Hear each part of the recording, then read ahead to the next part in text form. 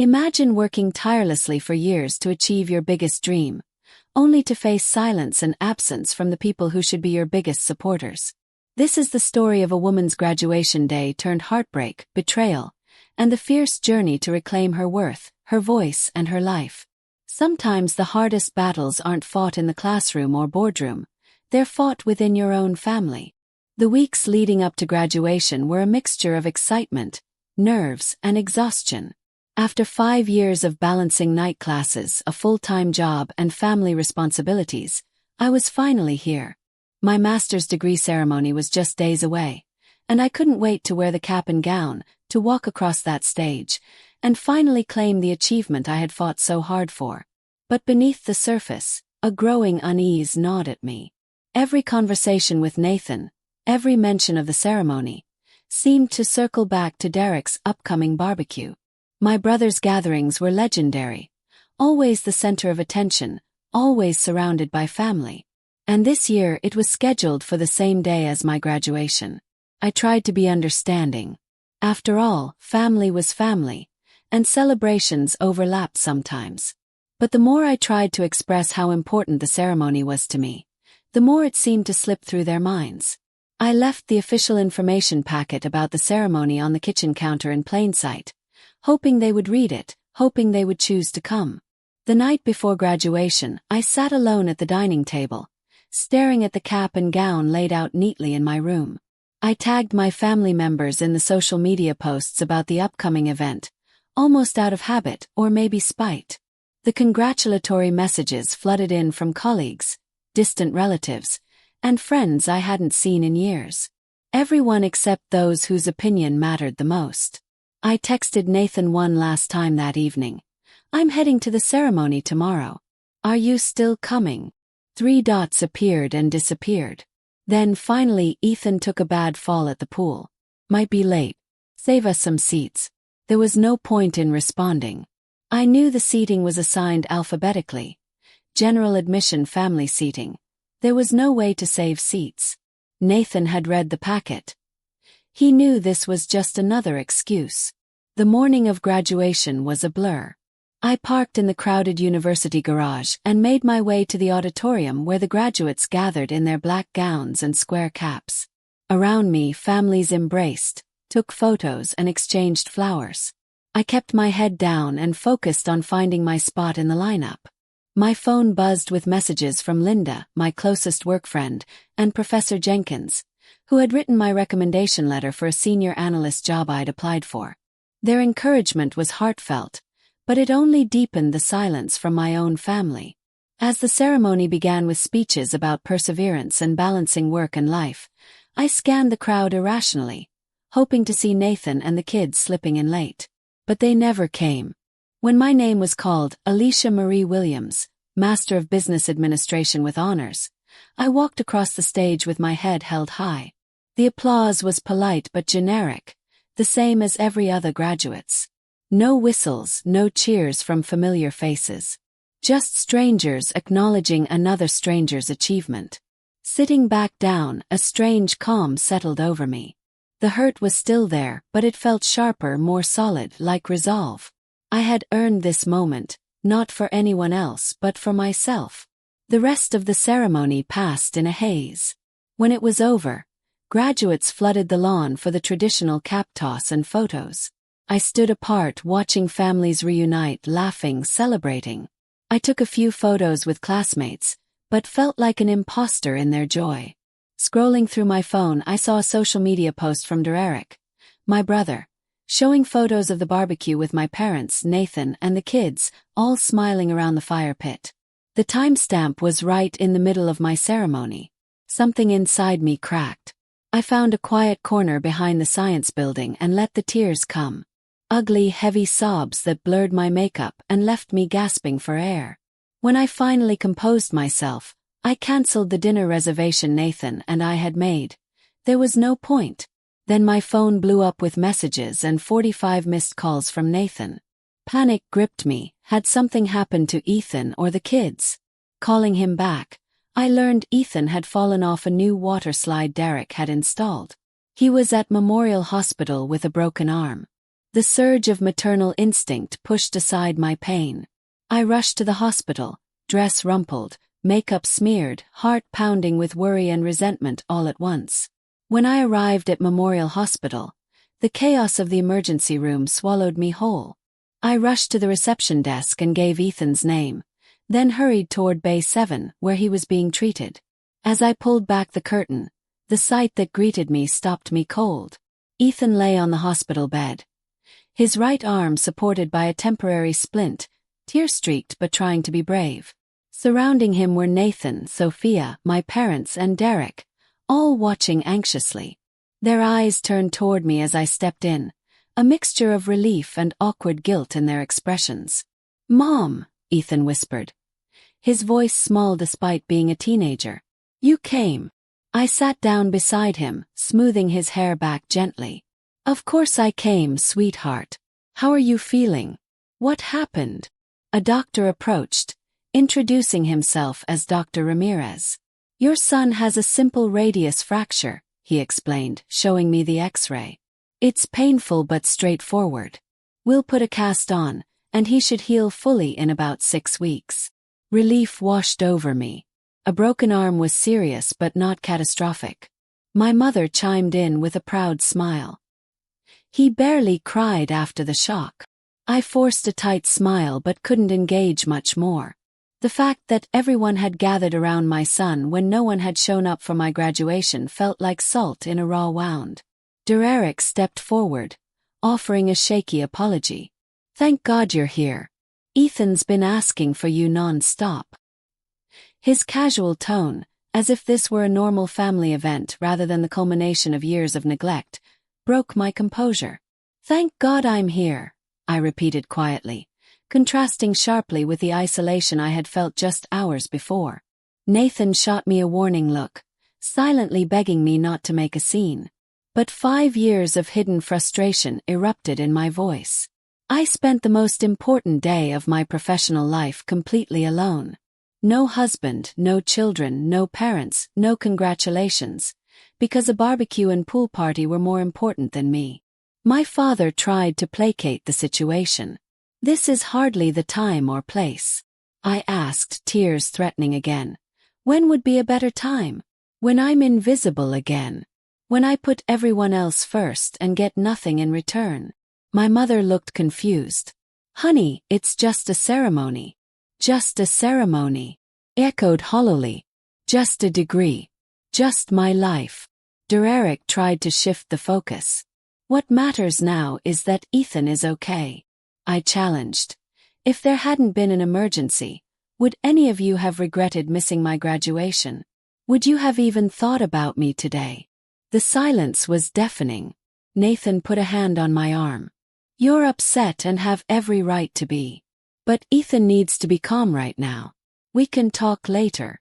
I glanced at my son. His eyes wide, clearly overwhelmed by adult conflict.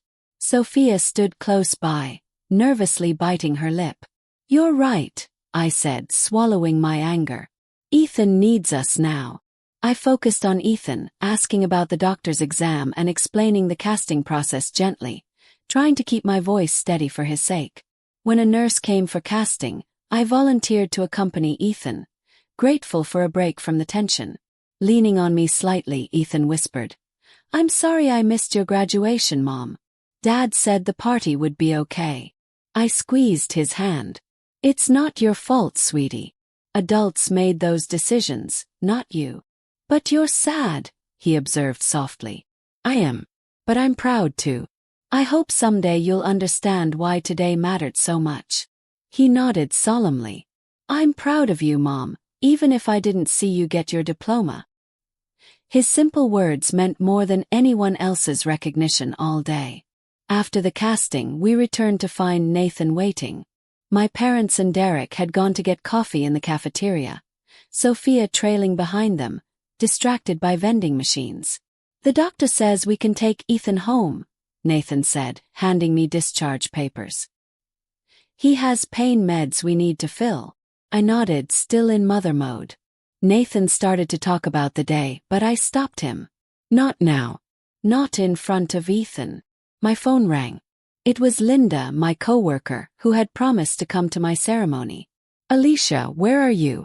I thought we were meeting by the fountain. I'm at the hospital. Ethan had an accident. Oh my God. Is he okay? Broken arm. We're heading home. Would you mind coming over? I could use a friend. Of course. I'll bring dinner. Nathan watched me with a curious look as I ended the call. Who was that? Linda from work.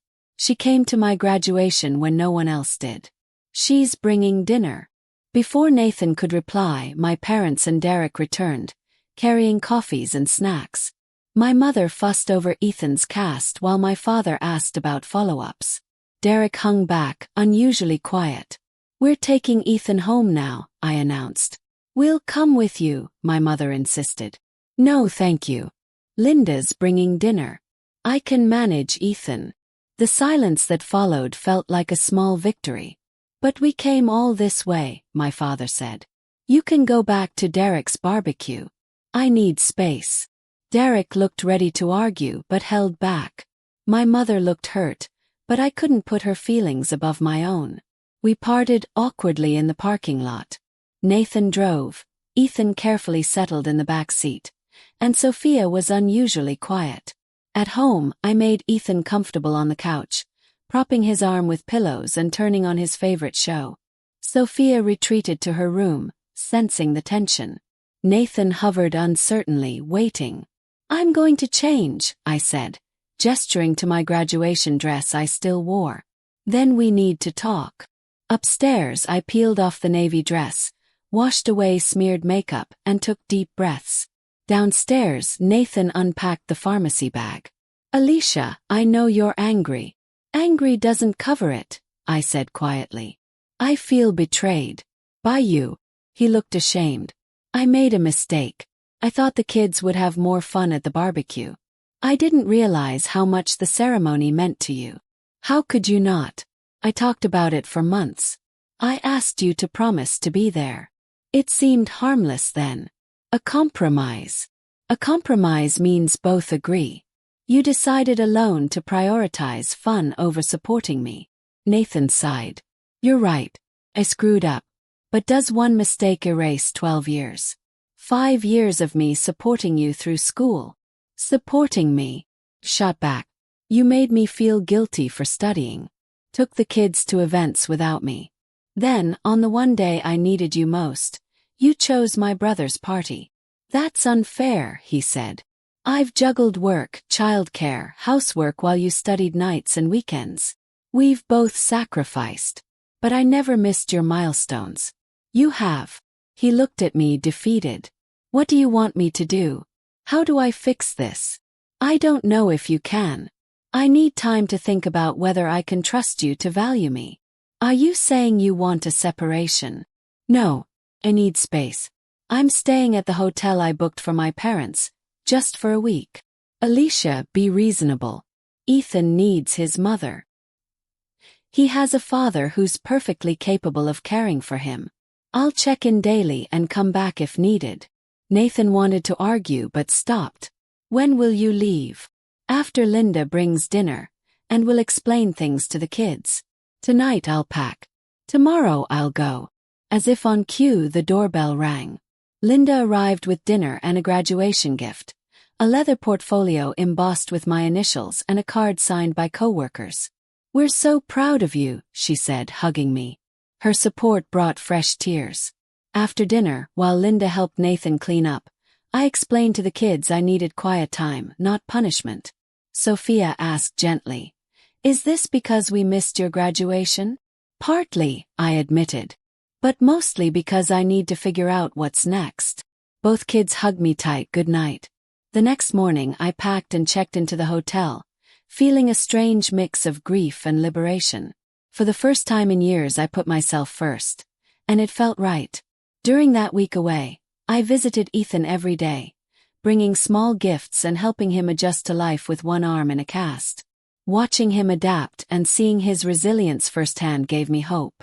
I even had lunch with Sophia at her school, reassuring her that families face challenges sometimes, but can come through stronger. I also met with my boss, who had unofficially offered me the senior analyst position I had applied for. The prospect of this promotion gave me renewed purpose. Each day alone in the hotel allowed me space to reflect on my relationships, my career, and what I truly wanted from the next chapter of my life. I realized that my family's behavior had revealed painful truths about how they valued me, or rather, how little they did. But their neglect also gave me clarity about my worth and the boundaries I needed to set going forward. When I finally returned home, it was with a sense of calm and purpose I hadn't felt in years. Nathan was waiting on the porch, offering a tentative smile as he helped carry my suitcase inside. The house was surprisingly clean and orderly. He had hired a cleaning service, a small but meaningful gesture acknowledging how much I had shouldered alone. "The kids are at school," he said quietly. "I thought we should talk first, just the two of us." We sat at the kitchen table, a familiar place where countless family meals and homework battles had unfolded. The setting made the changes feel even more real. "I've been thinking about us," Nathan began, his voice sincere. "About how I took you for granted, how I failed to support you when you needed me." He nodded.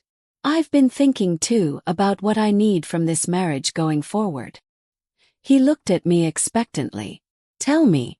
"I need respect. Not just words but real respect for my accomplishments," I said firmly. "I need a true partner who values my goals as much as his own and the kids. I need to stop being the default parent, the default housekeeper, the one whose needs always come last." Nathan didn't get defensive. Instead, he admitted how much he'd put me last, even while complaining about my absence. "That was unfair. Hypocritical," he said softly. We talked for hours, more honestly than we had in years. Nathan confessed his insecurities about my education, the fear that I might outgrow him professionally. I shared my resentment about bearing the mental load of managing the family while pursuing my degree. Together we discussed practical changes, hiring help with housework, fairly dividing parenting duties, and making space to celebrate each other's successes. When the kids returned, we held a family meeting. Ethan, his cast now decorated with colorful signatures, sat quietly as we explained that while we were working through challenges, we were committed to becoming stronger together. "Does this mean you're staying, Mom?" Sophia asked hesitantly.